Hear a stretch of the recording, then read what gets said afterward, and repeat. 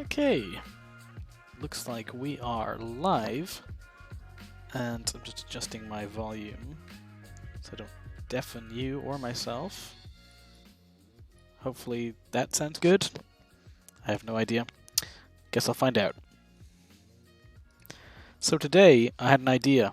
I was sitting in the shower, I was thinking about what to do next, and I remembered I had an old Parallax scrolling background bit of code that I wanted to revisit. I wrote it out ages ago, like literally years ago, and what I have is it loads a list of parallax layers. It's got some idea of where the center point should be for the Y position on the screen, and where it should be for the Z, the depth position, and then you can kind of expand the objects in and out from that. It was basically just managed all of my parallax needs in one thing. But I never really got around to using it in part of my map editing or anything like that, and I was gonna write an editor in the game itself to edit this, but I realized that the particle stuff that I did recently, we could definitely use that, JSON serialization to serialization stuff, to make it a lot easier to manage those instead of writing a custom file type or anything, or basically do that and make this serializable in some way, because it's very almost serializable, except for the fact that these are actually entities.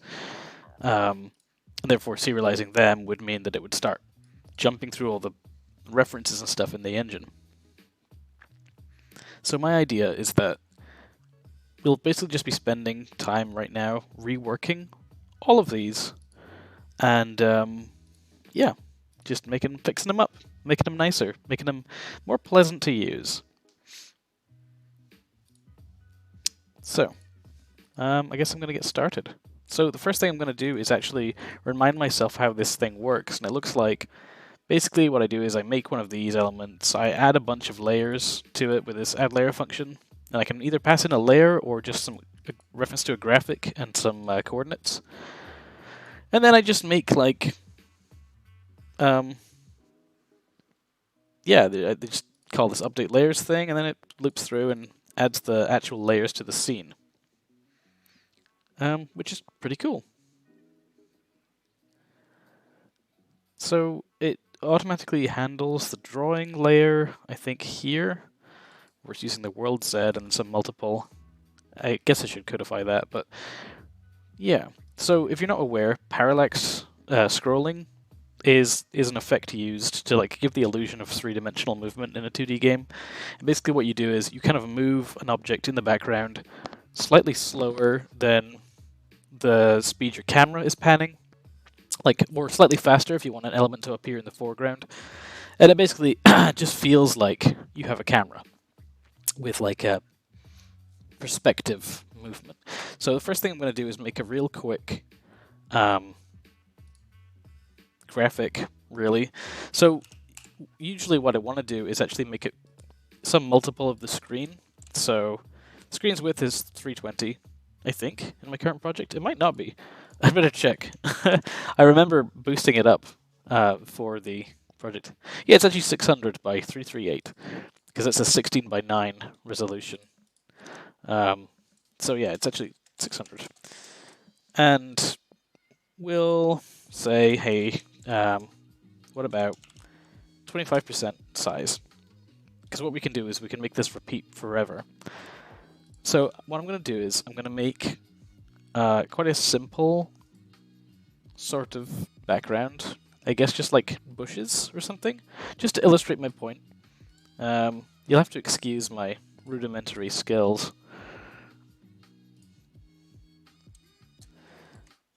I mean, you'll get the idea. This is not going to be my most beautiful or picturesque art ever, and in fact, I already kind of hate what I'm doing. Yeah. I might just... You know what? This is fine. I will leave it as this, I don't know, lumps. And I'll make a new Parallax folder in the graphics thing. And I'll just call it bushes.png. One thing to check actually is to make sure that it does indeed tile. Yeah, good. Cool. So I'll just show you what this looks like straight up. So I'm going to jump into my world scene. I'm going to like jump here. This is where I kind of add a bunch of stuff if I'm testing things out. So Parallax tests. So this is the Parallax element, and it belongs to the utility namespace. New element equals new Parallax element. And I'll do add layer, and I'll do new image graphic dot no assets dot get asset path. It's a graphics asset, and it's in Parallax. It's bushes.png. And what it also wants from me for this is the world Z and the world Y. So the world Z is the center point of depth that it should have. So I'm going to put this one at like 0. Or like 1, I guess. So like 1 unit into the scene, away from the foreground. If we imagine the foreground to be at 0, then 1 is like, I guess like a block or a tile of the map into the screen. And the world Y is just where vertically it should be considered the horizon. So I want it to be visible from where Tiny Melon Friend stands at the start. So I will use player start Y plus, like, I don't know, 16 pixels to like push it down a little bit so I'm not like directly level with the bushes, but like standing above them a little bit. And what we do is we then add new element to the scene. So if I'm remembering right, that should be all I need. Oops. Yes, here's a problem. I forgot to launch Visual Studio Code through the developer command prompt, so my environment variables weren't set up properly, but that should be fine now.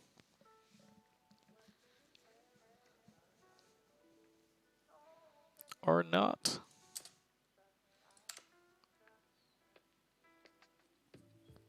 Okay, that's concerning. Oh, goodness.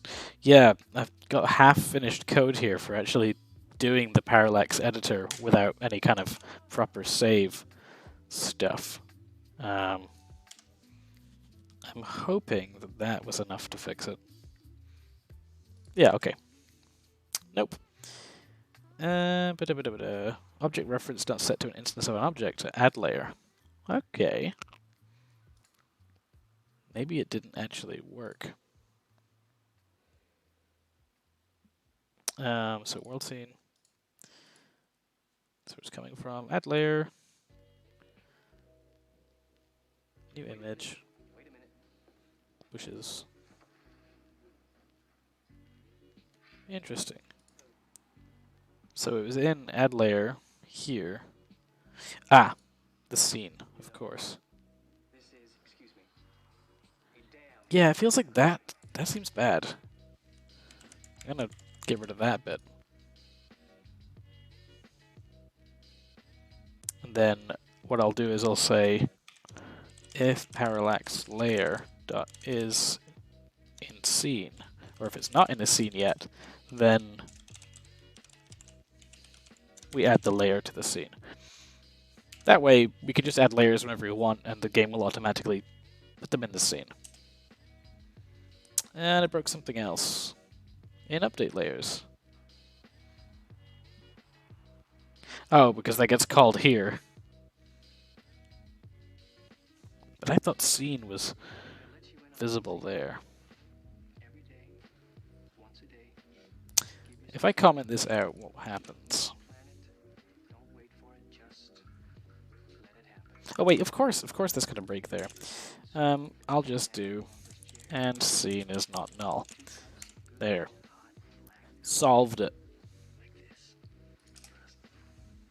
Okay, so you can see there, that's the background, that's the bushes. You can see that it moves slower, like it scrolls slower than the rest of the terrain does. Interestingly, it's easier to see if I like move the camera quickly. So as I move it up and down, you see it doesn't move vertically nearly as much. Kind of stays at the horizon. I would prefer if the horizon was a little bit lower, as Melon Friend is kind of walking under the bushes, it looks like. But I can show you something that makes this look a lot more convincing. So if I put this behind a for loop, we'll make 16 of these.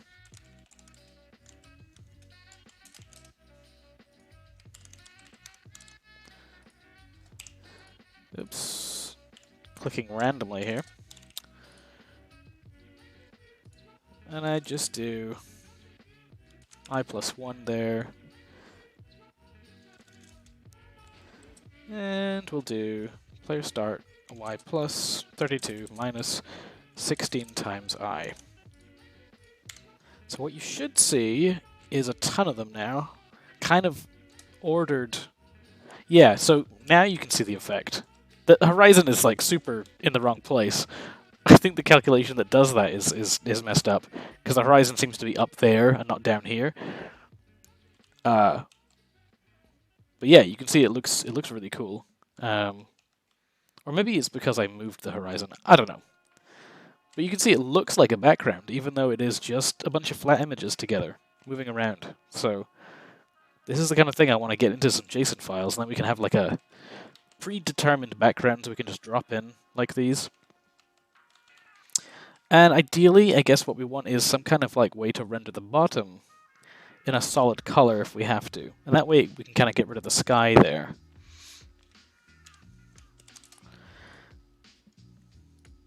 I should probably try doing this. Try keeping the offset the same and see what happens.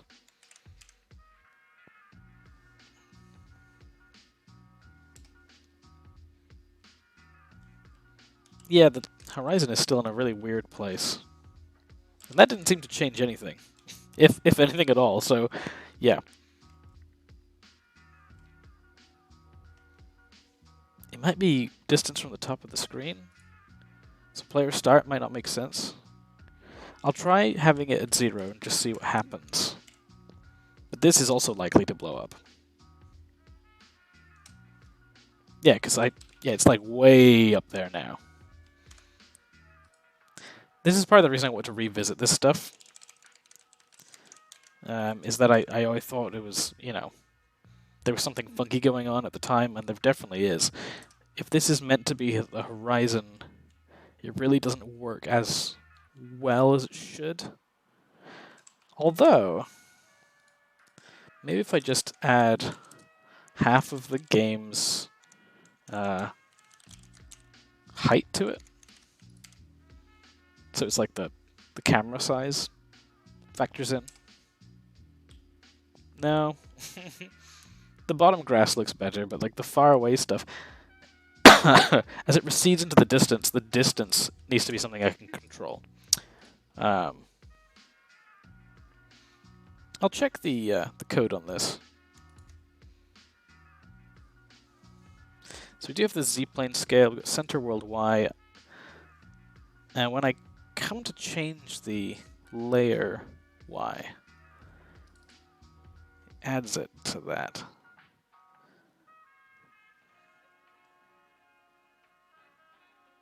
Okay, so there's this calculate scroll factor. It adjusts the Y. Oh! I think I know what's happening here. I think I've conflated the world center Y with the actual position of this element.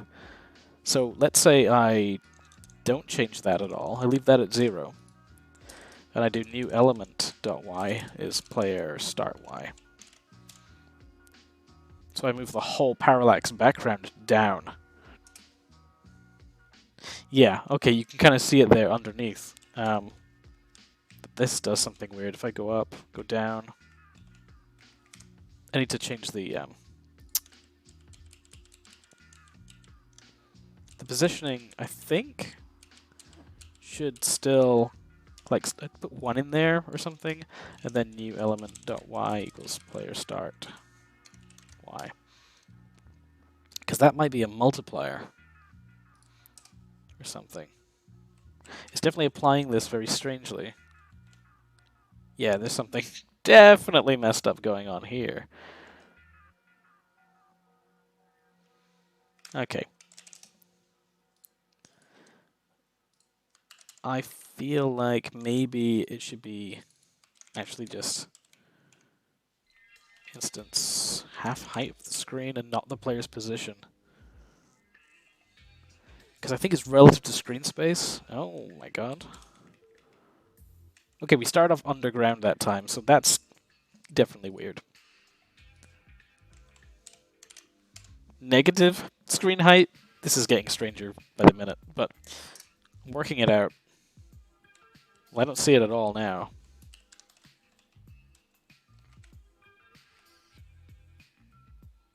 It's in the sky and it's totally fucked up. Okay. That's fine. I need to figure out what on earth is going on there then, before we continue. The first thing I'm going to want to do is probably just change this and like have a look at this. So center world Y comes in. Oh, I see. Center world Y belongs to the actual object. Okay. Now I think I understand. Famous last words. So if I actually do new element center world Y, like center world Z should be 0, right? That seems like a given. But center world Y, oops. Element center world Y. We'll make that where the player starts. So we'll probably be just about underneath. Yeah, okay, that makes sense. Although the horizon is still kind of up there again, which I don't really understand. Maybe it needs to be like, I don't know, 64 pixels underneath the player or something. Also, I should probably not be using like a pixel arty background in a place where I've got like doodly graphics. And it's definitely not working the way I thought it might.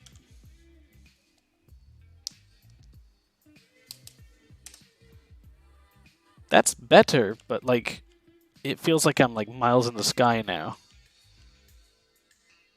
Which is kind of a cool effect. If I was making like a mountain area, I would totally do this. So like there's like a valley in the background and you're like way high up. Yeah, there's definitely stuff that needs to be figured out here.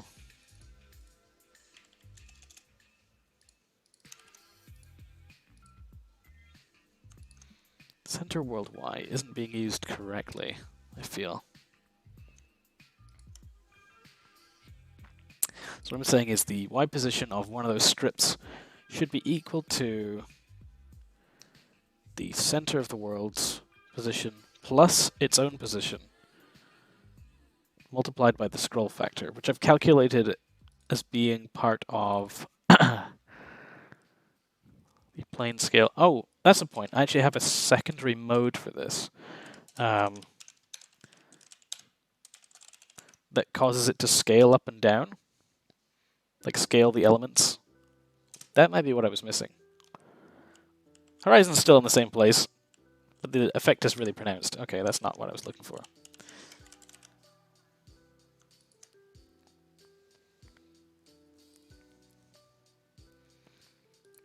Get rid of this Y thing that's confusing me.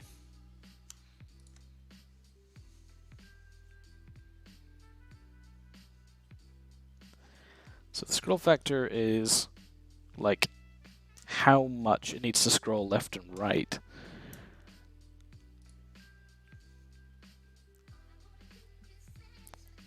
And it's based on your distance and the scale of like your like overall plane, which makes sense. Like, it totally makes sense to multiply by this much, but it does mean that it's going to trend towards 0.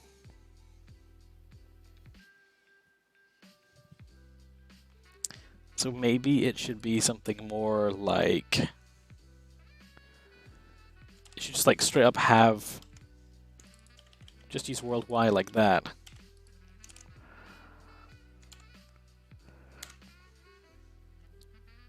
And so it'll just multiply its own world position by that, which will do something weird. Yeah, that definitely keeps it like proper 0, 0. Okay. And then what we do is we can move, like when we actually update the layer, we move it then by center world instead. Maybe? So like after we've done the calculation.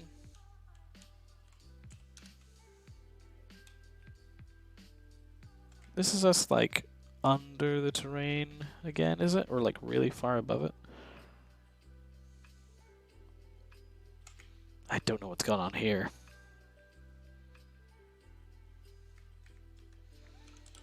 This is my own fault for coming back to years old code that I don't remember. So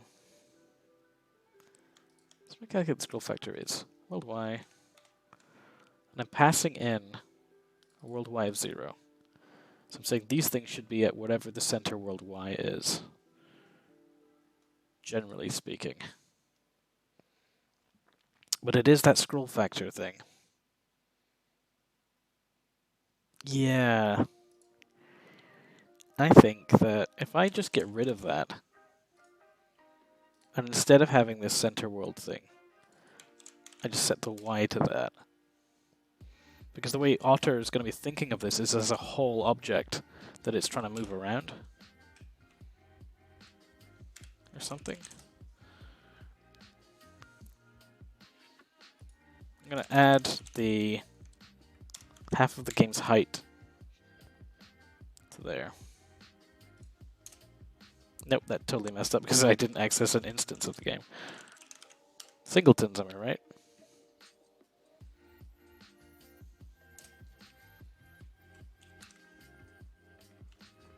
I'm just going to keep adding numbers to that until it actually comes down to where I need it to be.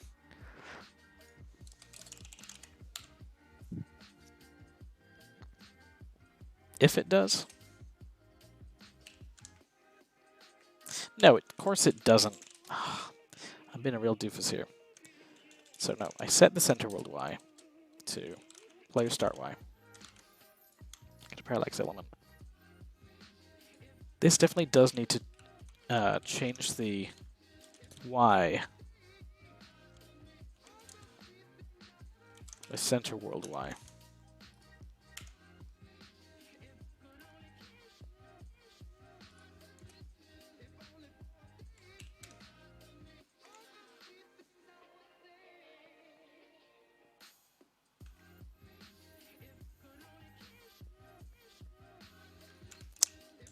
And this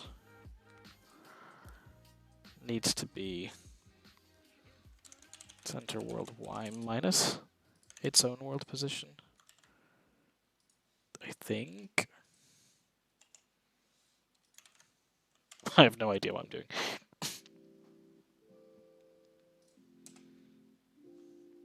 I don't think this is going to work at all. No. I've got a better idea. I need to just do this from like first principles. I'm going to get rid of...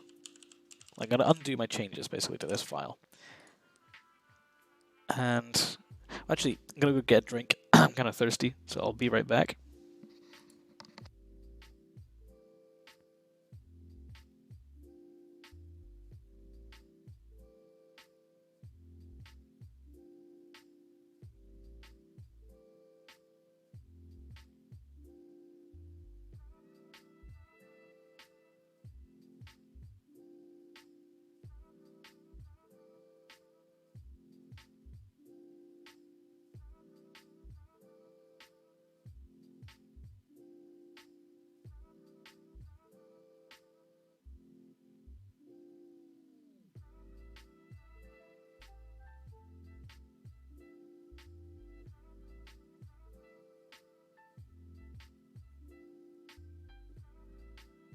Okay, I'm back. And, yes, right.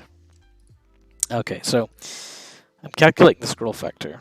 I'm applying the scroll factor where? To this. Yeah, I'm setting the scroll to the image. And scroll is a property in Otter itself. So if I go to graphic.cs, scroll factor.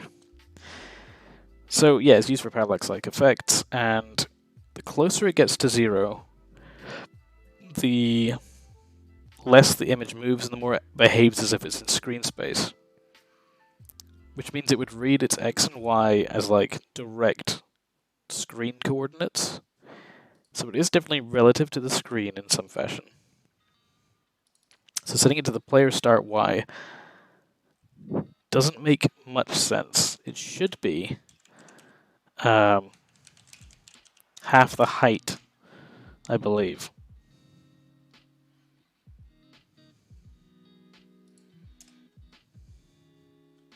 Okay, yeah, the horizon is at Melon Friend's head level now, but these are higher up in the air than they should be, which tells me that their world positions need adjusted too, but it seems weird to have to do that. I think maybe I comment this out. We see what happens.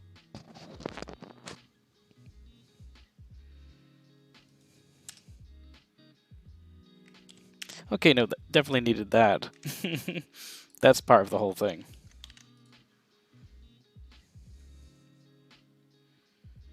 But when I calculate scroll factor, maybe I can just make this world Y.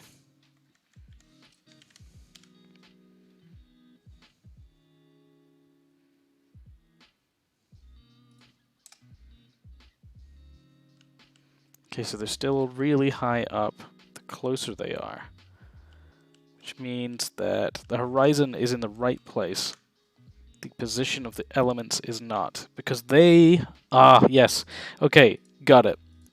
So, center world Y is a misnomer. This should be horizon Y, because it's screen space.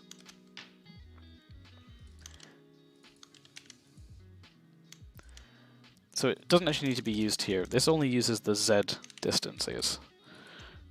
The horizon is used here. Nudge layer by horizon.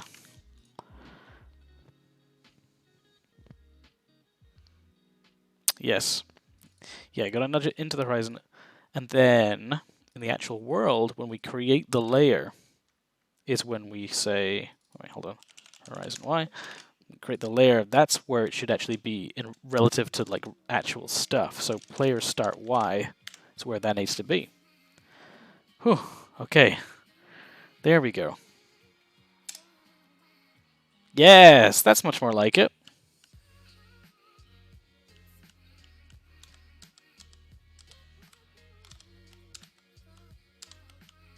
There, finally. Fixed that. So when you go underneath it, it looks terrible. But that's fine. I can fix that. First thing I'm going to do is change this, though. Oh, hi there, Mentorman. How you doing?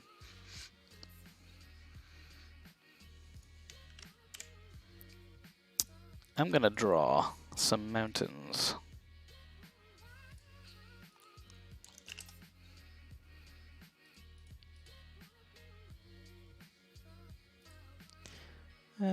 Let's see. Gonna try and keep this in the style that I've been using for the rest of the game. This is like repeating. The pattern is repeating too much there.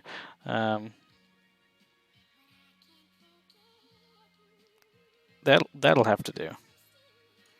Totally mountains.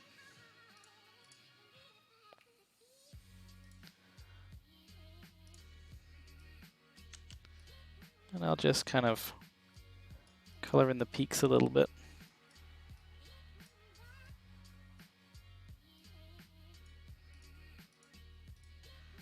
There we go. Let's see what this looks like tiled. Not bad. And I guess I should call it mountains instead of bushes.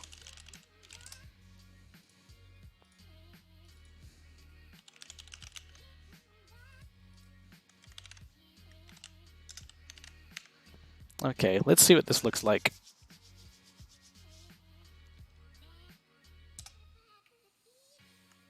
Yeah, that looks cool. It's kind of Yoshi's Island looking a little bit with those thick outlines. Looks kind of cool.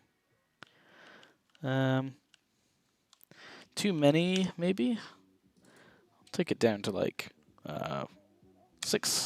4 layers. We'll multiply the distance by like 4. The next thing I want to do is have an option for the layer so that it can render the bottom part all the way down to the bottom of the screen.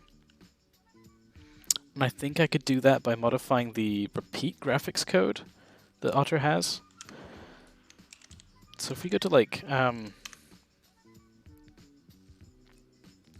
if I do something like image dot create rectangle,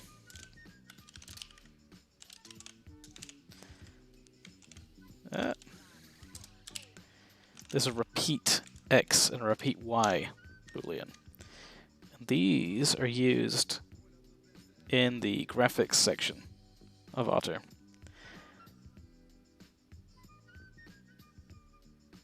So there's like it like redraws the renderable many times over. And I want to use this to kind of just do the heart of the texture. This uses SFML at the end of the day. So I'm wondering if there's a way I can like configure this to check for an extra variable and maybe just like render a strip of pixels, like the last texel or something.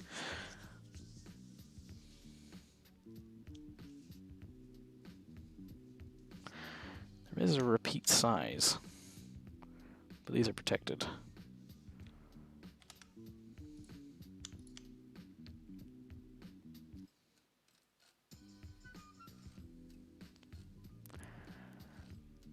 Yeah. I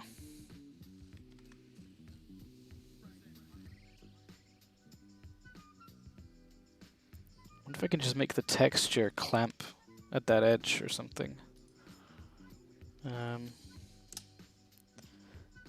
So if I just did like mountain image, is this mountain image dot texture dot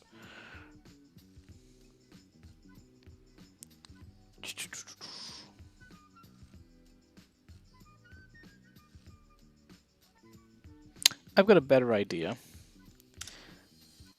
When I add a layer, what am I doing? There we go. I'm gonna add a boolean to this. Stretch, I'll call it.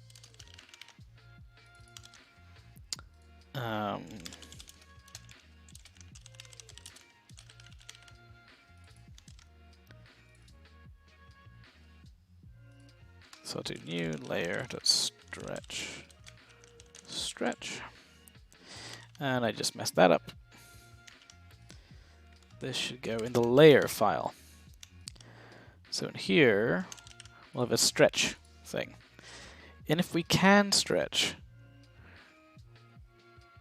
what we want to do is, yeah, let's see. Hold on.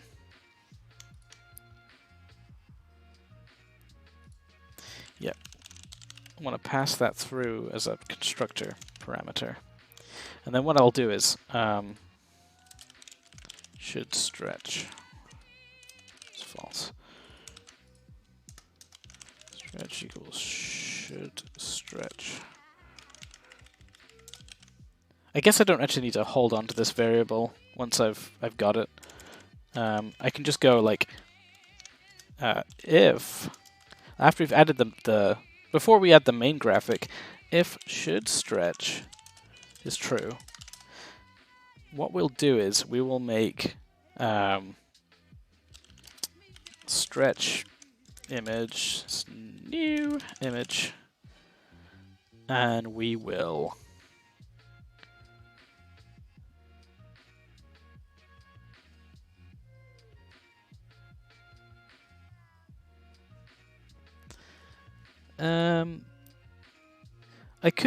I could write in the chat a little bit about what I'm doing, if that helps. Let's see. I'm adding new stuff to the background of my game. Parallax scrolling.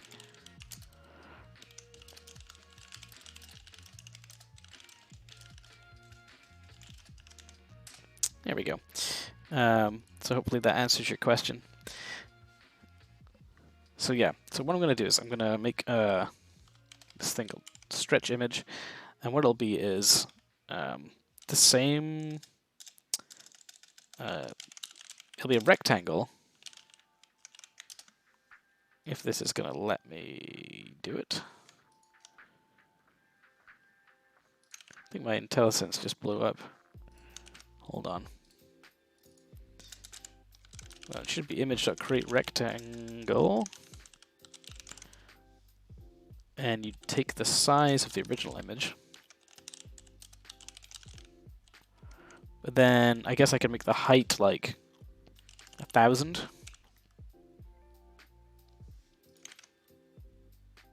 I might restart OmniSharp because it's broken.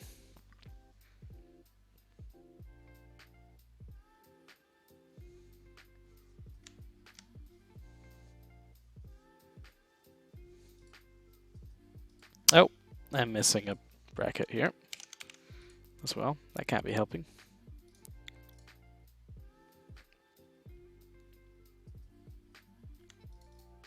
Why is this being so weird here?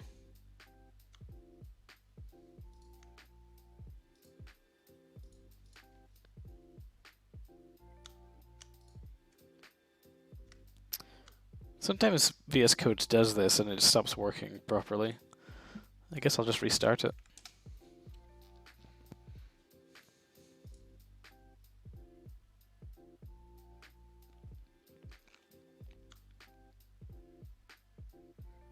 Here we go. Okay, create rectangle. I should be able to set the color at the same time.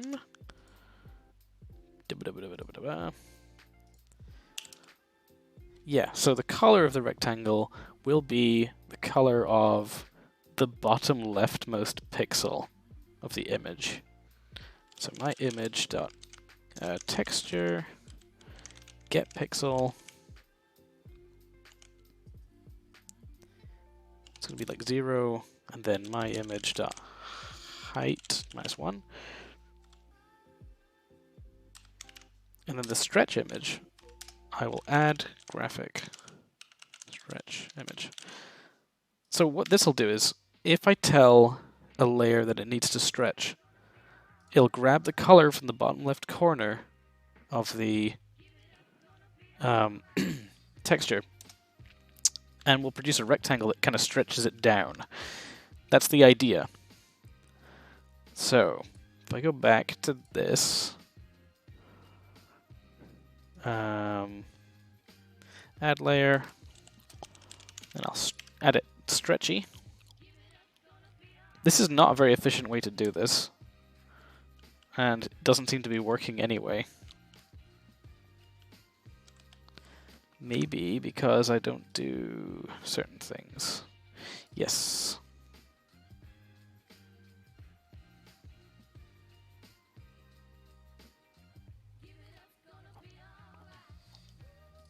It needs to repeat as well.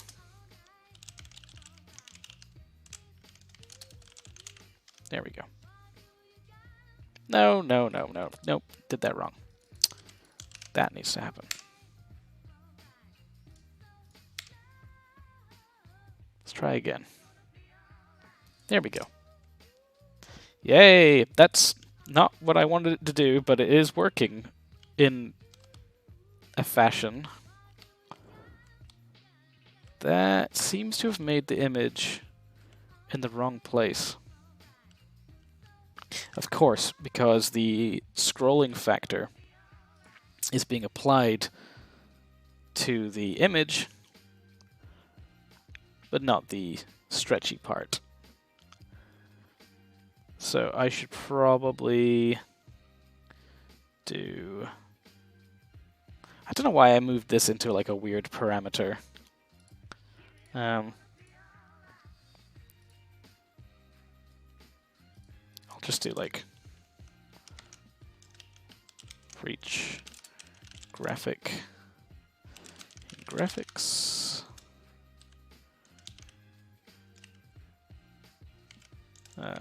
list. Nope, I'm being dumb. There we go.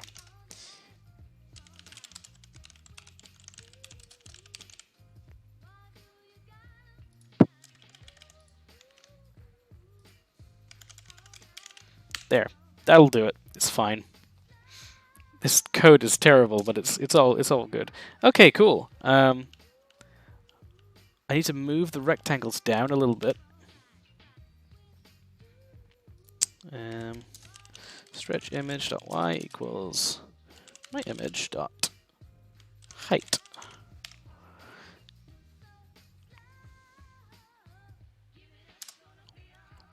There we go. So now when I go down, the bottoms of the mountains will stay like on the screen.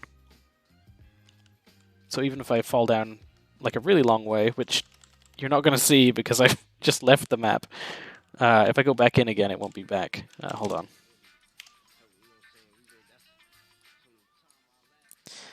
Let's see. I'm going to control the camera for a minute. So if I go down, really far down. Wow, like super far down?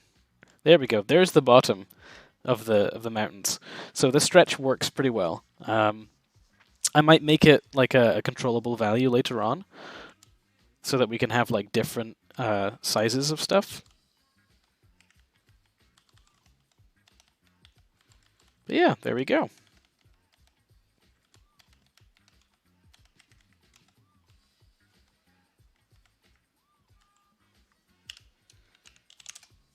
So the real advantage of this is, of course, I can have different layers. So I've got the mountains, and then I'll make another one. And this one will be bushes again.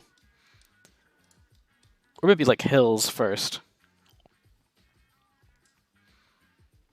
But we'll do bushes.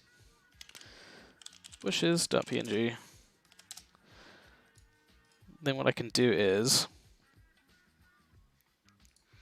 go back to my scene, and I can say if I is more than 2, no more than 1. If I is more than 2, do this.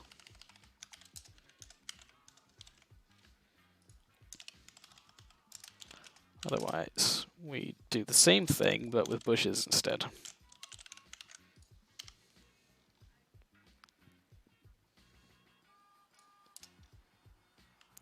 So now we've got some bushes and some mountains. And it makes a little bit more sense this way. Now the next thing is I want to probably, for the distance that the things are, having them so close to the horizon is kind of weird.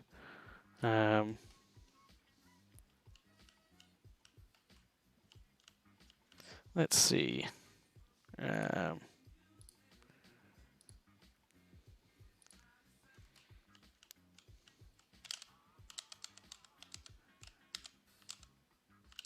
Yeah, that looks good. Probably can do with spacing these out a little bit better. The one that's like closest to the camera feels very close, and the one that's very far feels very far. But this is the foundation for what I want to actually get done today. So the next part is like codifying this and making this serializable like we did with the particles, so I can have some nice, you know, easy to modify system for this stuff. I mean, it's already pretty easy to put these in, but like I want to have it so I can edit them and stuff. But what I'm going to do is just now, real quick, I'm going to just commit what I have because I don't want to lose it.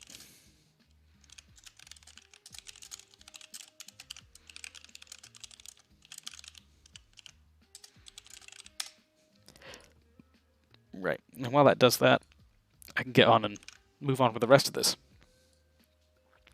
So really, what I need is like a simplified version of this. Or really, I didn't use smooth here, and I didn't use scale, and I didn't use fade out. I guess I could show off what those do. I mean, I showed off what scale does, and that just changes the way it renders everything.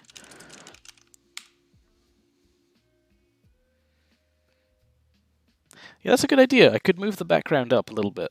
The scale thing is weird. It shrinks them to infinity the further away it goes, so I'm probably going to strip this out because it doesn't work that well. So scaling can probably go, which makes my parallax layer stuff a lot easier to calculate because I don't have to worry about the whole case where we are scaling.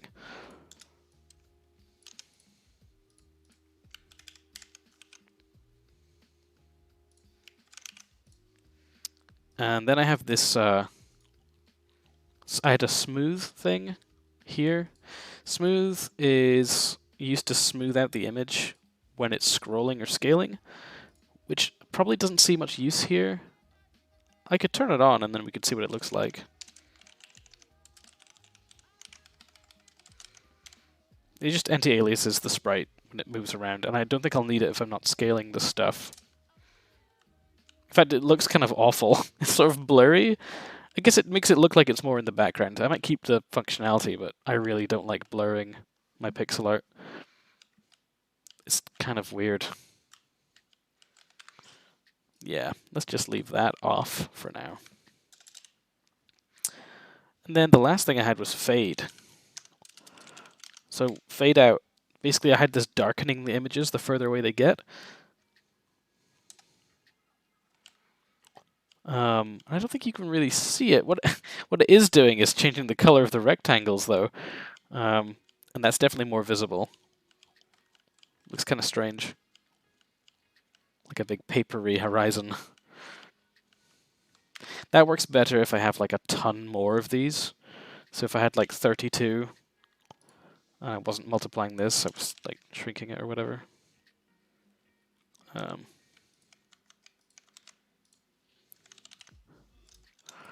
So if I do this, then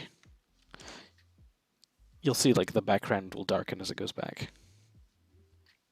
Thanks, Mentorman. Have a good time. See you later. Thanks for coming by.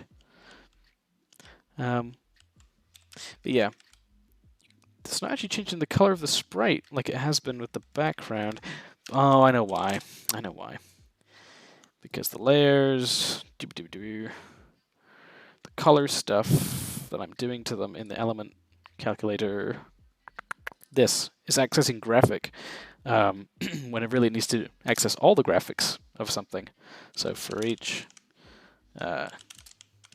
click in, parallax layer graphics, we need to color all of them.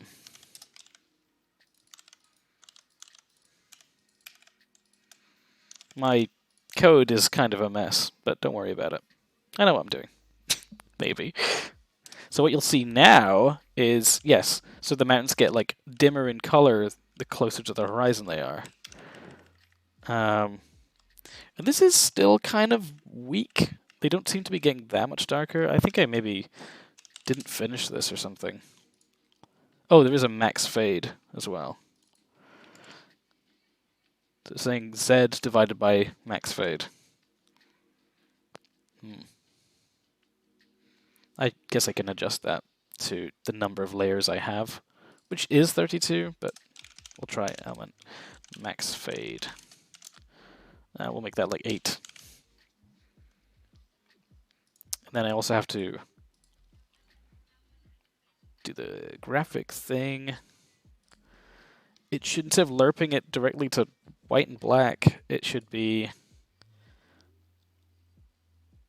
whatever color it was before, which is going to be a pain in the backside, I think.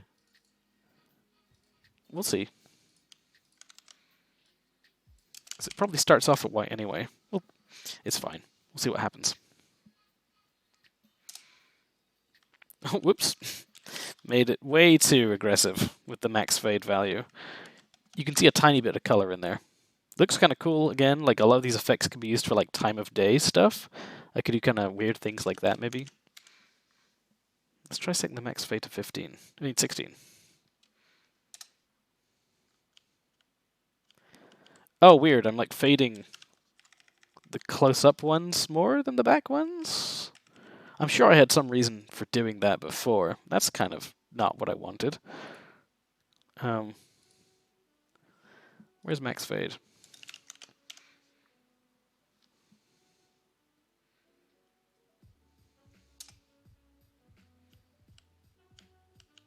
Yeah, I don't know. The one closest is...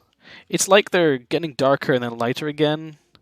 Oh, yeah, of course. If I'm like running over the maximum at the end. That's a very weird effect. I kind of dig it, though. It looks like it's getting lighter at the horizon. And then like the thickness in the middle there. Maybe I did that on purpose. It's been so long since I've actually looked at how all of this works. It's taking the world Z value. Just dividing it by the fade. So this could easily run over the maximum.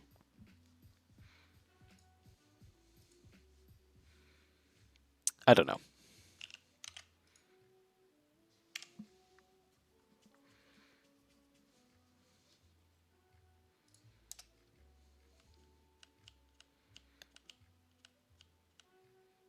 Pretty strange.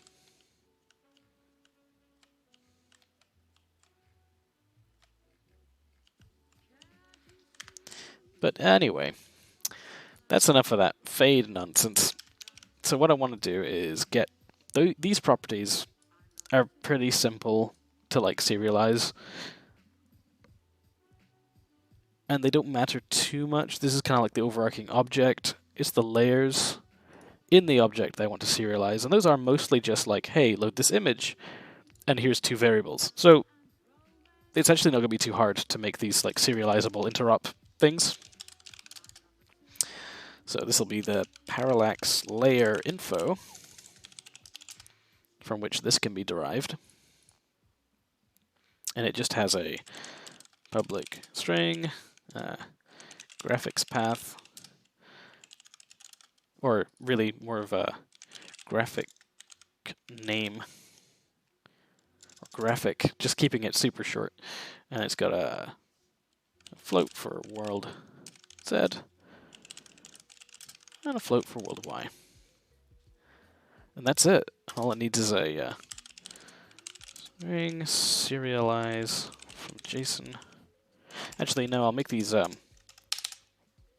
simpler objects and just have some statics for this. What I'll do is I will maybe... Yeah, I'll keep this in here.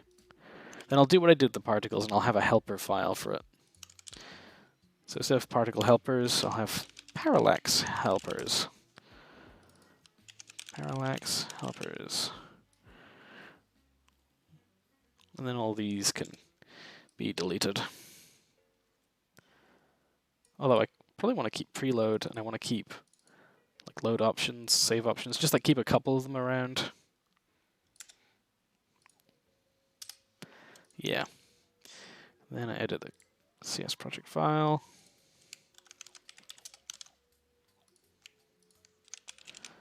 There.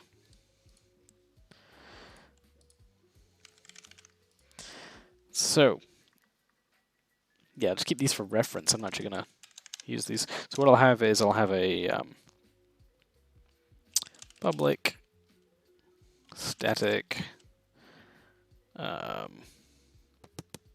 save parallax layer options layer info to file Parallax layer info. So the file path will be assets, get asset path, type data, particles. No, not particles. Parallax. And I guess I should make a folder called layers or something. Layers. Layers. Plus, oh, and that's what I use the name for. Yeah, I need a name here. Name. And it's info.name. .json.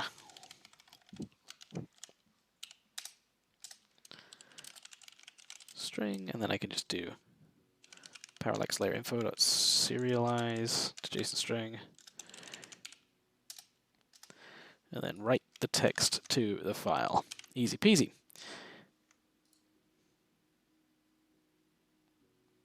Static constructor must be parameterless. What? Oh. Void. So what I want to do is add a quick serialize, deserialize to this. So this is a public static string serialize to JSON string info. And this is obviously super simple, because if I'm using Newtonsoft JSON, like I have been for the other stuff, I can pretty much just copy paste this directly from particle emitter. Whichever one I was looking for. This one. Yep. The parallax layer. There you go. And then public static parallax layer info deserialize from JSON string, JSON string. So many strings. And I think I did a little bit of extra work on it when I was doing that. I was deserializing from particle helpers. Not particle helpers, particle emitter. That's right, I did. And it's not a particle, it's a parallax layer info.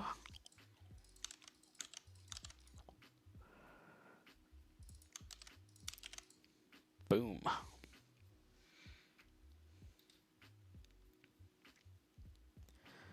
And then parallax helpers, I can use that to load stuff.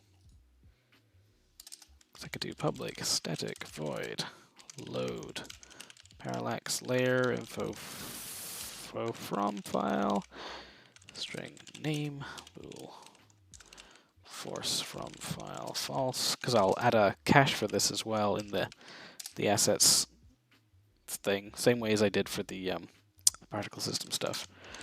Don't need to load it if I don't have to.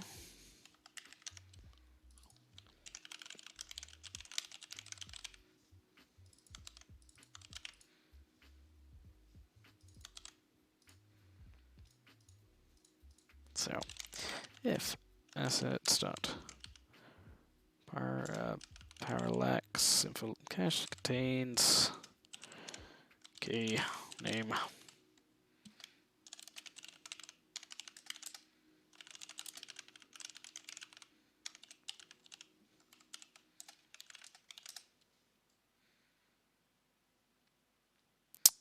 didn't mean to make that a void. That should be a parallax layer info type. And then what we do is make a file path if we have to load it from file manually.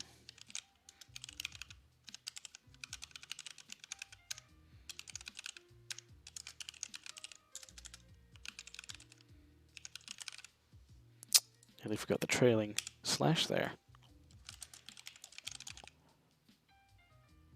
What am I doing? There we go. If it exists.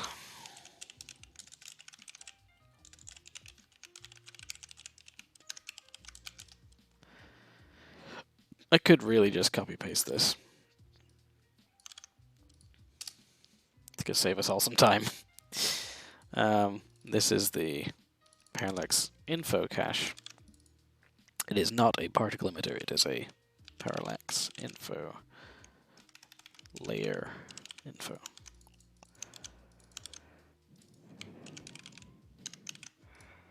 Boom. Okay. So aside from the layers, I also need to add... I can get rid of these now. These things I was carbon copying from. I can change the preload here. It's going to be load parallax info from file in the parallax layer info directory.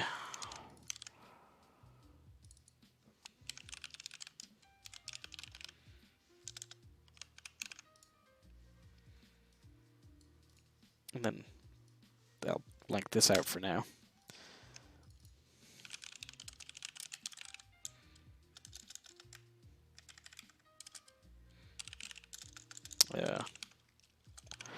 Right, okay. Yeah, so what I want to do is not just do the layers, but also I need to do the whole element as well, because it has all these properties and it has a list of the layers it wants to load. Yes, and that is easy to do because I can probably do something fun. Yeah. Stretch needs to be part of this. I should probably make this part of the layer. Yeah, because it comes into the layers like the info about the layer, about what you need to construct it, should have one of these. So there should be a public bool stretch, because it's info that you need to build it with. Yeah.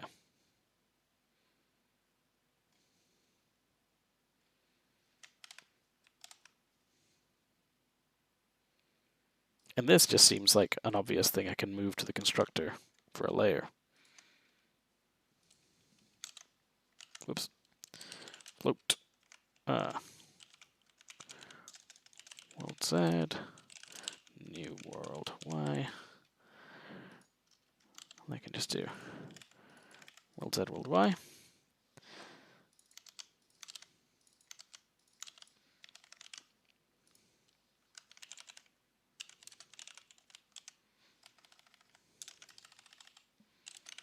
Yeah, cool. I'm going to keep all these functions in code for doing this, but it means that now I can just add a quick helper up here that just makes one of those from the info files. So I can do a public parallax layer, static also. Parallax layer, make parallax layer from info. Pass it the info, and I can just do new parallax layer info.graphic.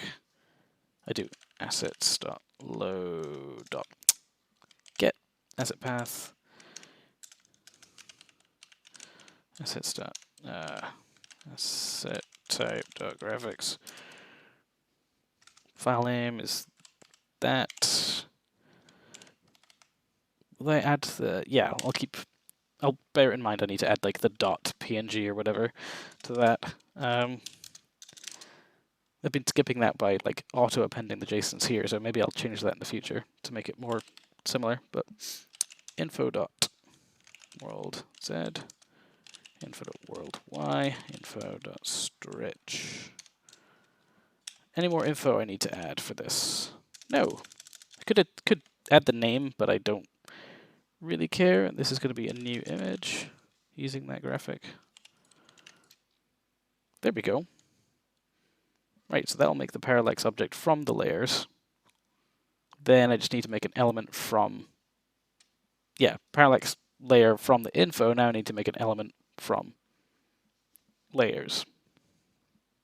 Now, how I did this in the particles was kind of like just hold on to the like layer objects, which I'm not so hot on because it brought me a few weird issues with it because I was caching like the actual thing. And a template for particle system is very different from parallax layering, like what I'm actually doing with it is different. So I'm going to just once again make an information struct for this, and then just a list of names, and I'll populate the real thing when I get around to making one of these. And what I can do is I can add a constructor that basically just takes all this in. So I can do a public parallax element, and let's see, is there anything else I need to do to it? Nope, it will automatically do this. Okay. Yeah, the constructor basically takes in the following things. My brain slowing down, as usual. So yeah, I need a float, new center world Z, new horizon Y, new Z plane scale,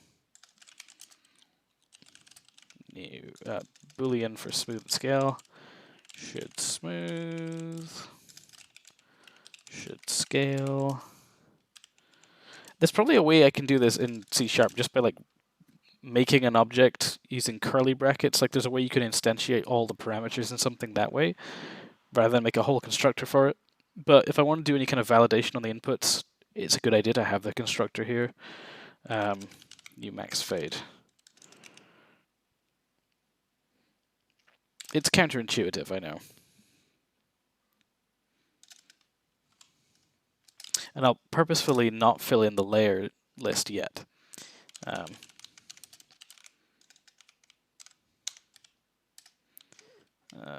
Horizon, 0 dawn. Also, the music has stopped. I need to put some more music on, but I don't know what. Oh, maybe the Piku Niku soundtrack, because that's pretty fun. Got it here somewhere. I bought it on Bandcamp a while back. Finding it in my library. There we go. And I'll start from The Sun is Shining. It's like the main theme.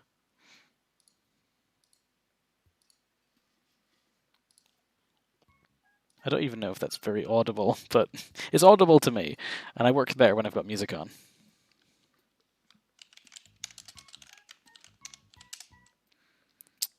Smooth equals should smooth.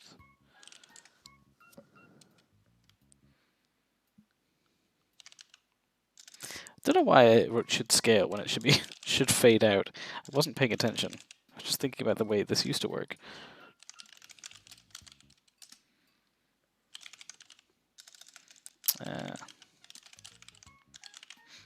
Cool.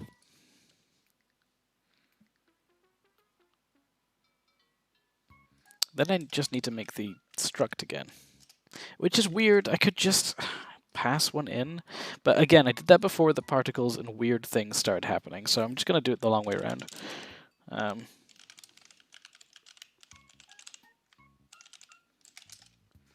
Basically just copy paste this. Boom. And it'll have a, instead of a list of actual layers, it will use strings.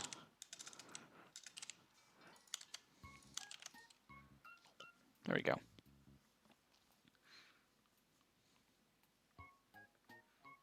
And I guess the defaults for these don't really matter much.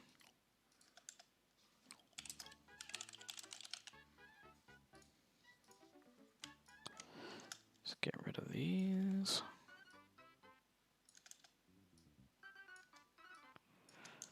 Right. And then add the serialization bits. These bits.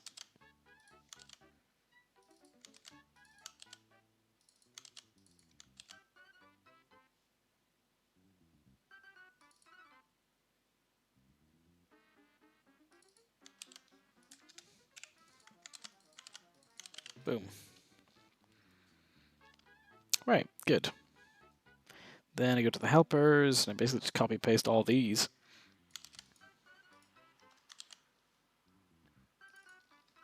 But when I make a new parallax element, make parallax element from info. Parallax element info. It's simple. Instead, I do new. I'll just go call it an element. New parallax element.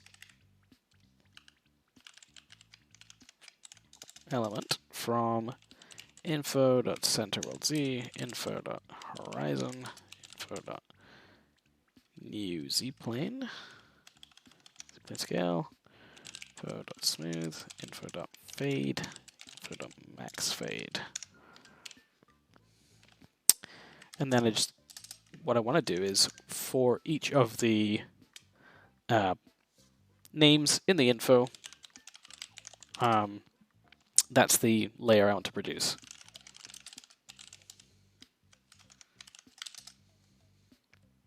So I will do element.parallax layer, and then I go make parallax layer from info, and then I do load parallax layer info from file, and I use the layer name in there. Bam! That's great.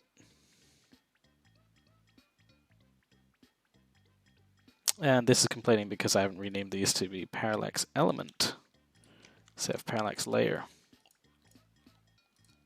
I'm going to just rename layer to element across the board here.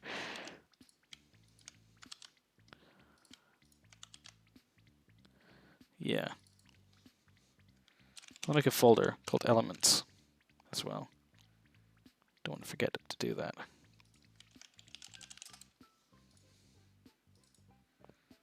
Oh, I never added a name for these. That's something I need to do.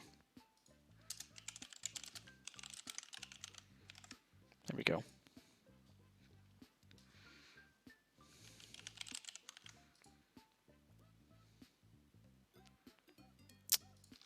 Parallax element info from file. And then I'm using the element info cache, which doesn't exist yet, so scream at me for that, and that's fine. Parallax element info. Parallax element info. Element info.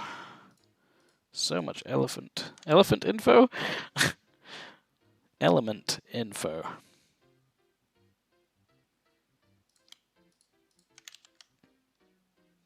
Right. Good. I think that's all the things that need to be renamed, except for that. Yes, good. Then I go to the other cache, and I copy it, and I do the same thing. Make some element infos.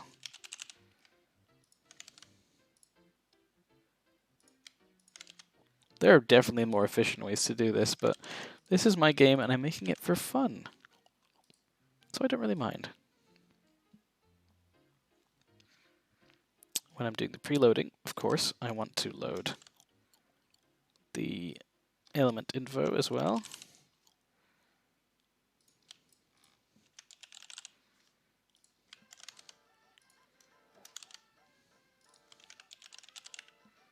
It's elements.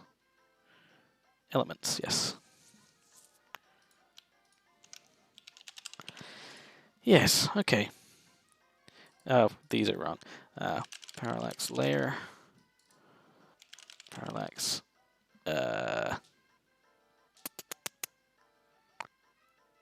Element. My brain slowing down so badly. Now let's see. What I want to do with this is actually test it, write some stuff. I guess what I'll do is in the world scene, when I build all these things. See, this is the thing, I do want that default constructor as well, just so I can quickly make them. It's simple enough just to zap this out. Boom. Love a default constructor. Makes my life easier. What I'll do is, for each of these layers, with the mountain image, I'll save a mountain image layer.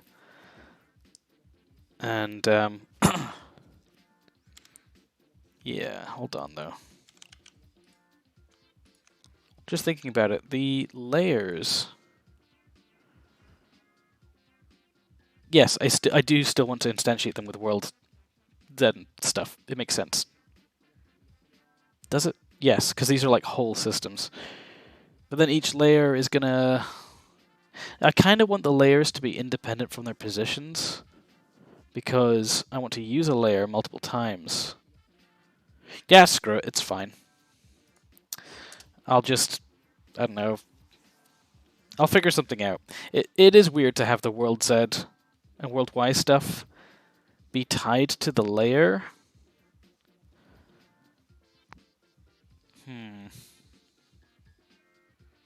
Because it feels like that shouldn't be something that you need to persist in data, because that's kind of dependent on where I put it in the world. So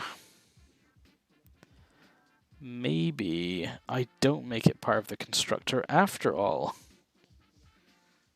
I still pass it in. Yeah, that's what I'm going to have to do. And then when I store it in the element, that's going to have to be what holds on to its position.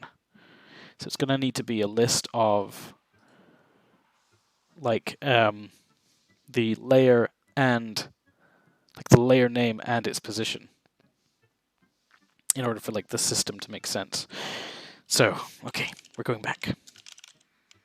I knew it was too easy. That's what has been like slowing me down. Like what had been bothering me so much was that there was this kind of like lingering knowledge that something wasn't working correctly here, and it's this. That needs to go. This needs to go. And instead of them being here, yeah, I've got it.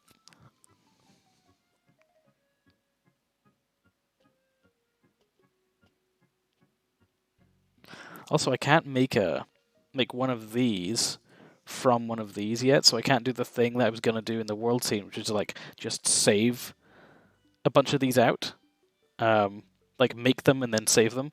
So I'm gonna have to do a little bit extra work for that as well. Okay, so I've got a slightly fuller plate, but it's fine. So the parallax layer and its information doesn't need these world Z, world Y bits. Just needs the name, the graphic, and if it should have a stretchy bit at the bottom. Then the element in here, this can't just be a string. This has to be like a tuple of the string and, God, I don't know, like a vector 2, like an X and a Y. That's just gonna get messy. Can I do a tuple of 3 things? No, it's a tuple. That's why it's called a tuple. Otherwise it'd be a truple. I could just make another struct, I guess. And just call it something like layer 2 position info. And it's like just its graphic name. No, it's graphic name. It's layer name, and it's world Z and it's world Y. That needs to be like that. Cool. Phew. Man, where am I now? I need to go back to the helpers because this isn't going to work because that information isn't present yet. Then this isn't going to work because I can't just load it like this. I have to do for layer to position info. Then I can get the layer name. And add layer, I can put the world Z and the world Y in here. No. No, I need to make another version of add layer that calls the first one. And what it does is it takes this world Z and world Y business. It does the this thing. Like that. Cool. Okay. Phew. So this is layer to position info dot world y, no world z, layer to position info dot world y. Ooh boy. Then when I'm saving stuff, I need to be able to make one of these info objects from one of the real ones, like the inverse basically. So I need to do like a public static parallax element info, make parallax element info from parallax element. I guess I'll say from real element. And that will clear up the confusion. God, I'm starting to have trouble saying the word parallax. It's like eating my brain now. So what I'll do is I'll have a parallax element info, new info equals new parallax element info, and I'll do new info dot center world z equals element center world z, and we'll just kind of do this for all the properties, like horizon y, z plane scale. I say z, it's weird, it's an American thing. That's not how I normally say z. Too used to being on the internets, listening to folk.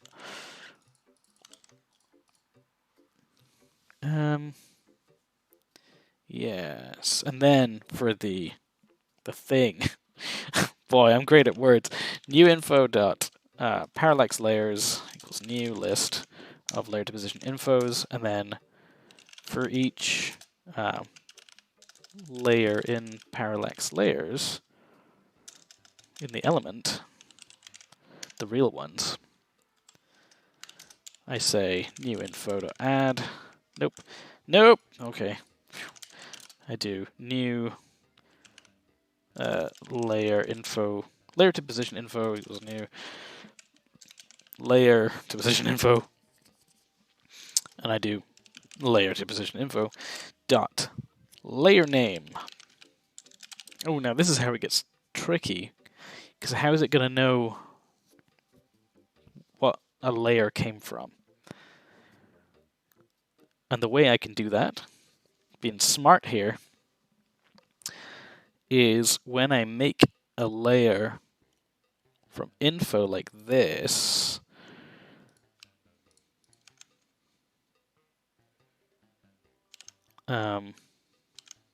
yes, what I can do is I can add a bit here. No. Let's be smarter. Let's go to let's make a layer object, and it returns the layer object. Then what I do is I just sneak it in here. I just say layer.name equals info.name. So the layer itself, the real object in the game, remembers what it was called to begin with. And that way I can just do layer to position info dot layer dot name. Then it remembers. See? Smart. Wait, maybe I don't need to do that? No, I do. I do definitely need to do that. Layer to position info dot world z equals layer world z. Layer to position info dot world y equals layer dot world y. Then I return the new info object I've just made. Right. Okay. Wow. And then I guess I can do the same thing for this make info from parallax layer, just the inverse of this function. And that'll be much simpler, because that's just going to be make parallax layer info from real layer, swap the types around, info equals new parallax layer info, and then layer info dot info dot info, layer info dot name equals info dot name, layer info dot graphic equals info dot my image. Does this keep the file name? Probably not. So what I'm going to do is I'm going to make it keep the file name in the layer part when I set the graphic up here. Maybe? God, this is kind of complicated. I should check the constructor for an image. Like when we make a new image, image.cs, new image from a file path. Of course, it's going to take the whole path of the file in here. Ugh. I have an idea. This is like the biggest rabbit hole ever made. Instead of a new graphic, why don't I take a string, a graphic name, and then I make a new graphic. Equals new image. Assets, get asset path, assets to asset type, graphics. I take the graphic name in like this. Then my image.name equals graphic name. See, getting smarter. There's got to be a place where that's going to blow up because here I need to make this string graphic name. That's fine. And then that's going to blow up in the world because this is where I'm doing this. So instead I can just call it like Parallax bushes.png. I'm not too bothered about there being like a partial path in there right now. That should be fine. That's weird that I'm storing these in like a variable now. I don't need to be doing that anymore. Oh boy. Game development. I'm like several layers into the rabbit hole. I need to start going back up the stack. This also needs to stop. I can just use the name directly, which is the good part of this. It's much easier to deal with. So layer info dot. Well, that's it, isn't it? Name, graphic. Oh yeah, and then stretch. I knew this would come back to bite me. Also, this needs to be called layer, not info. That was confusing me there for a second.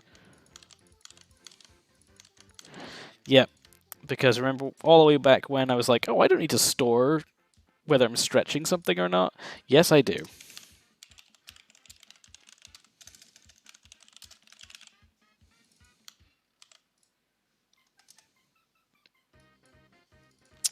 This needs to be stretch equals stretch.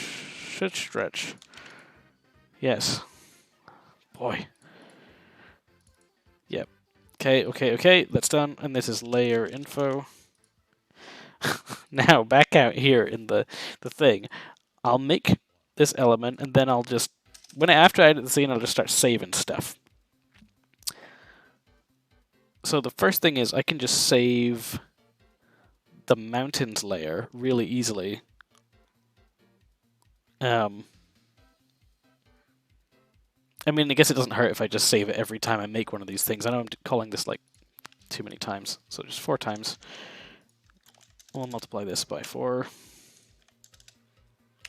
Maybe by 8. 4 times 8 is like 32 or something, probably. It'll be a number. I don't know if that's true. 4 times 4 is 16. So I guess 8, yeah, makes sense. 32. I know numbers. Yeah, what was I doing? Saving one of these. I'll be in utility.parallaxhelpers.save element layer info to file, and then I'll make layer utility parallaxhelpers.make info from a real layer new element. No, I'm calling add layer directly, which just makes a new layer. I need to actually make a new layer. Utility particle element layer, a parallax layer, name, stretch, and then I cut that out, and then I do add layer, the world's height and stuff. Yeah. Yeah, because it's, yeah. God. Getting lost in the sauce. And then it's layer I'm saving to a file. Boom. And I just got to do that same thing, but for the bushes. There. Oh, and I should give them a name? Because otherwise the file won't have a name. So this is bushes. And this is mountains. This will become less relevant once I've got them saved out, because then I'm never going to do this manually again. Same with the element. New element.name equals mountains and bushes. 1. Then I do the thing with the helpers where I do save element info to file, and then do make element info from real element, new element. Hoo boy, and we run this, and we see if it works. It's a lot of writing of code and not actually a lot of testing, and it doesn't compile because I've forgotten something. Syntax error, comma expected. Oh, in the CS proj. I must have broken this. Oh, no, it's in this file, Parallax element. What am I on? Yep, colon for a semicolon. Something else broke. Convert image to parallax layer. This is because I have this old editor mode thing that I was using to make elements, and I'm going to completely rewrite it when I'm done. It's just pointless. Okay. Right, so that made these things, and it's hopefully saved those into files. So Melon friend can run around his nice little world and have a fun time beating the crap out of these little red things. All with a lovely background to enjoy it with.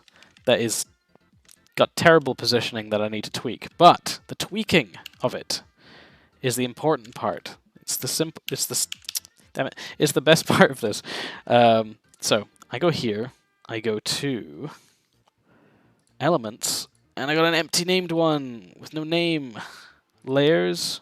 Bushes and mountains survived. Why did this take the name? Parallax element. I did name it. Maybe I just didn't do it in the helpers function. When I make a new one from a real one. Yeah.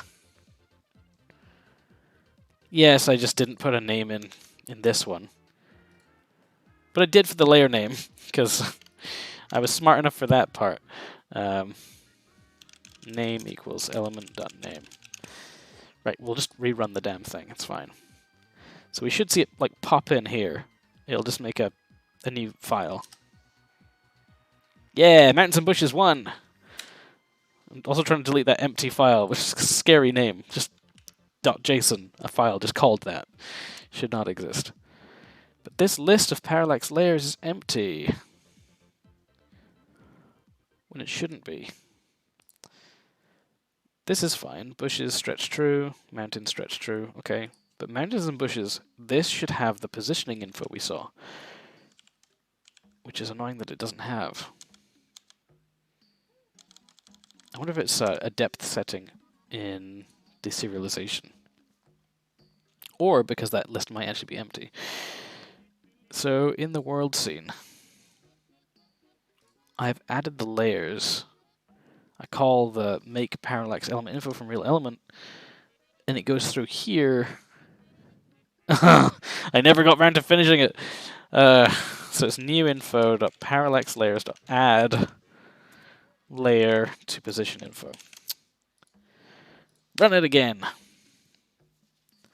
And this time mountains and bushes should have, yes, it has 4 layers. you can see how far apart they are on the z-axis, which is a weirder spread than I thought it would be. And you can see the world Y position, which again, I'm maybe not struck on keeping right now. No, world Y was correct. Yes, because then I can just... well, I was thinking about maybe like when I open the map editor and I want to put one of these in, I have this like parallax object that like can pin the horizon to wherever I want it to be as like a shorthand. I kind of just like drag it around so I could have it like exactly at the edge where you go underground here, for example. But that's probably for another day. I've done like an hour and a half of streaming so far, so I think I should probably chill out on the feature ideas. That'll be for next time, linking it to the mapping system. I mean, in a rudimentary way, I could just like say, hey, load all those parallax objects in, and then just like, you know, do a thing. I also was going to have the parallax pins themselves actually hold the image and the parameters for the thing, but that's probably... don't need to do that anymore. So the next step, the final step, is to say I have all these saved ones, let's try loading them instead in the world. So instead of like making them manually, all I need to do, I believe, is say I want a new element, and I'm going to add that element. It's a new element, and it's going to be from utility.parallax helpers make element from info, and then utility.parallax-helpers.load element info from file, and it's going to be mountains and bushes 1. Much simpler than, you know, that scroll of code I had, and it should look exactly the same if we're lucky. It doesn't work.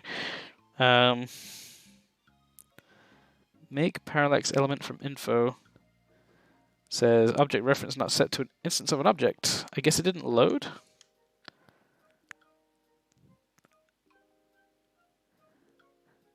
Because I'm trying to load it from the wrong folder.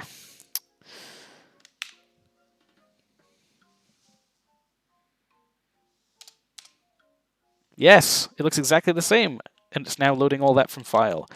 So if I want to, I could change them all to bushes just by copying and pasting this, and those chain load into the files that load the images. So now it's all bushes. So if I went in here and I made a new image, and it was like blue, like the sea is, that looked terrible. I'll just do this. There we go, that's the sea. It's essentially a blue version of bushes. But if I said sea in the very back layer, like that, and then I went over here and I copied the mountain one, made a new file, pasted it, or didn't paste it, pasted it, called it C, used c.png, and then I save this in my parallax layers thing as c.json. JSON. And then I run the game. Because Mountains and Bushes now has C in the final slot, it should be there. You can see it. So now I can make content real fast for the backgrounds for my game, and everything is lovely and wonderful. Oh boy, it's been an adventure. But we got it working. From plan to execution, all in an hour and a half. Good job. Me, I guess. Self-congratulatory there, but whatever. I'm happy about it. So, yeah, that means I can embed that information into the map files and we can load it. I'm actually going to do that now. Really quick, I'm going to do a really cheap, easy version of that. What I'm going to do is I'm going to have a parallax object. I'm going to get rid of these properties on it. I'm actually going to delete this one and delete it from here. Can I do that? Oh, no, I'll just modify these. So what I'll do is I'll have the name of the thing I want to do. So let's see. It was parallax element name. And it's mountains and bushes 1. Right. And because I have, I'm gonna drag that back into the map now. Because I have it in the map, I'm not going to do the positioning thing yet. The thing I was talking about, that's that's for another day, or is it? We'll see. We'll see. Oh yeah, actually, you know what? I'm gonna have a boolean. I'm gonna call it overrides world Y because I don't know, obsessed with making life harder for myself.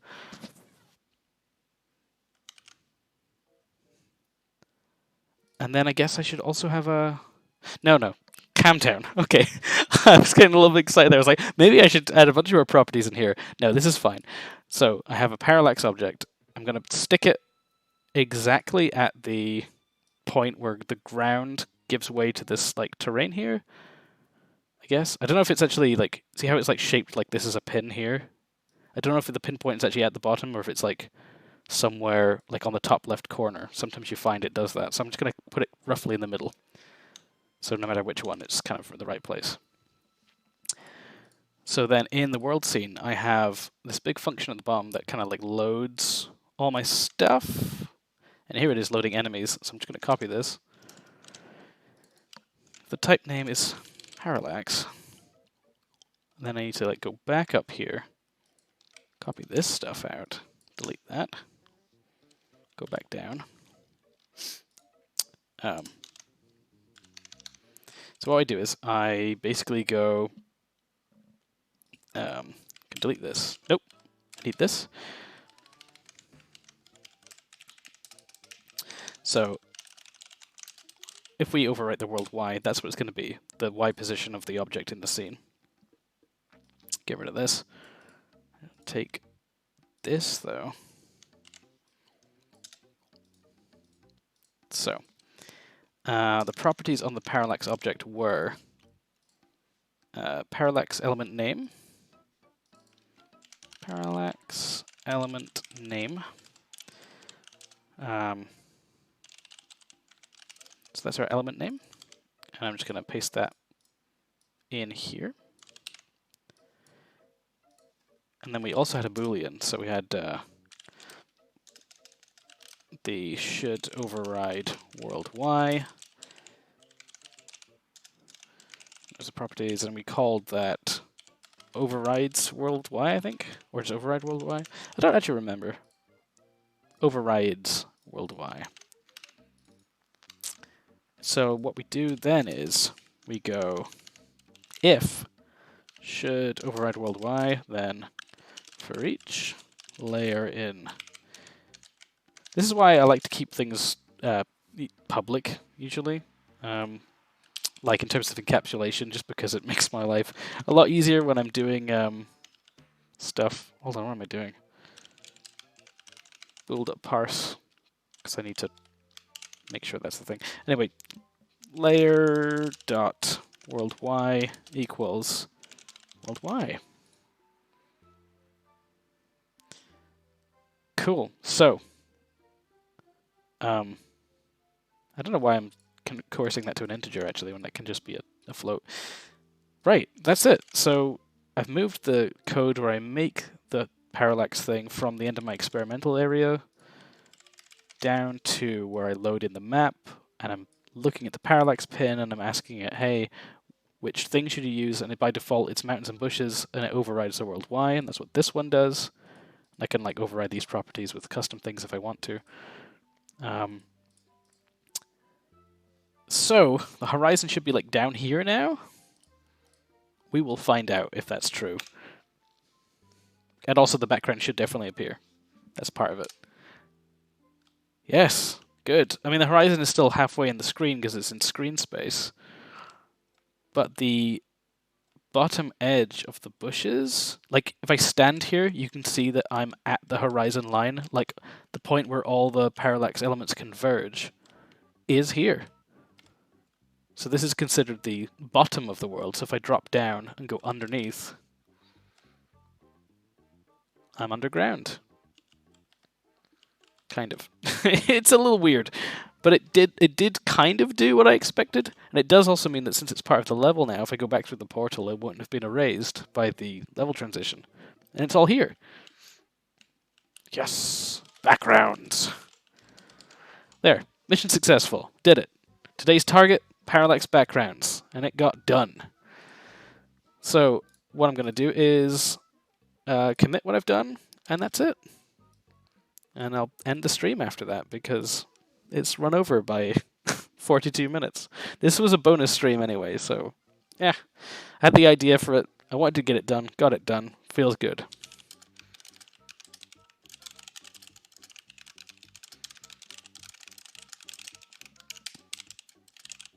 Boom. And as usual, the video will go up on YouTube once it processes and everything after Twitch is done. And yeah, that'll be it for me, I think, for now. But I am gonna just quickly go into full screen for all my glorious detail. Battle these little things along to the Pikuniku soundtrack. They're surprisingly resilient. I think I made them like a little bit stronger than the default. I think combat is probably going to be the next thing I want to do, though, like with my game. Because as it stands right now, the combat consists of me spamming one key and slapping them around, and that's fun, but I want them to like do things like smack into each other, I want to have special moves, I want to have like a grabbing and throwing thing, and that's going to involve adding more animations for my little friend here. But it feels a lot better. Like, just having a background already makes the game feel a lot more complete. And having this, like, fun horizon-based stuff is also good. Just realized that this bottom part here, I realized, like, okay, I understand the parallax horizon thing now. So now when that tile is at the top of the screen, it's actually at the full horizon. My bad. I'll figure that one out later. I feel like that's... I'm probably just doing something kind of stupid. Well, that's going to bother me. That it's when the screen's top is at this point, that's when it is at the horizon. It's easy enough to estimate where that'll be. So if I actually want the horizon to be dead on here, I would put it on that tile. Like this tile here. I'll just do that really quickly so we can see it in action. So I move it up to like there.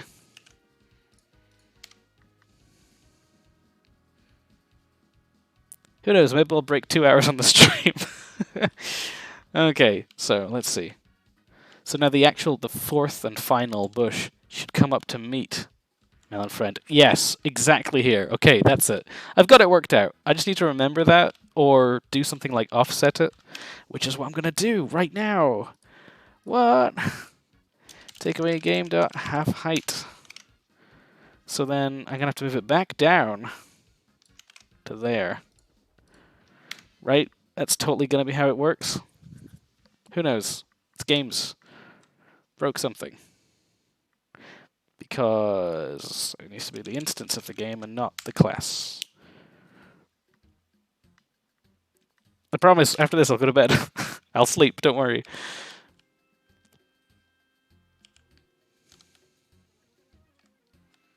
Yes, there we go. The offset works. Cool. And just to double prove that, if I move it back up here and save, it's going to be up with that level. So I'll start like falling down behind the first bush at that level. I thought for a second it wasn't going to appear there and I was just going to be talking out my ass. But no, there it is. There's the first bush. And actually I think that kind of maybe works better for the underground stuff. I mean, this level is obviously, as you can see, very incomplete and just a test level, but hell yeah! We got it! Video game! Video game! Yay! I'm genuinely quite excited. So, thank you for joining me. I have backgrounds and stuff, and it can only get better from here. So, yeah. Thank you very much for coming along, and I will see you next time. Which probably won't be tomorrow now that I've done one today. but maybe we'll be Saturday night. Who knows? Bye for now, folks.